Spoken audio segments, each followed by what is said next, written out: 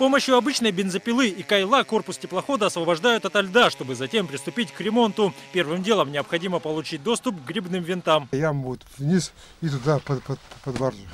Чтобы провести выморозку одного судна, требуется до 2 месяцев, рассказывает Игорь Богданов. Мужчина уже несколько зим подряд проводит здесь, в речном затоне. Работать приходится при любых погодных условиях. В 50-градусные морозы, туманы и даже в пургу. 50 градусов на улице стоит, и на дальнем караване, когда работает, полтинник стоит на речке.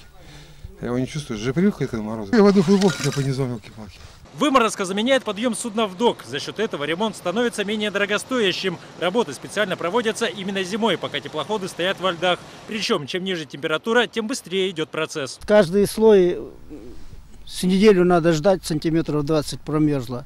И так дальше вниз. Только морозы помогают. Эта зима выдалась относительно мягкой, сетуют речники. Из-за этого река промерзла недостаточно глубоко. Вместо привычных 1,5, а то и 2, толщина льда всего 1 метр. На помощь приходит спецтехника. Для того, чтобы вода не вышла на поверхность, лед наращивают с помощью мощных вентиляторов. Они загоняют холодный воздух под корпус судна, значительно ускоряя процесс заморозки. Сегодня спуска на воду ожидают почти 300 судов. Чтобы в полном объеме провести ремонтные работы, необходимо выморозить 7000 кубометров льда. На сегодня план выполнен больше, чем наполовину. Здесь из техники только руки, пила и кайла.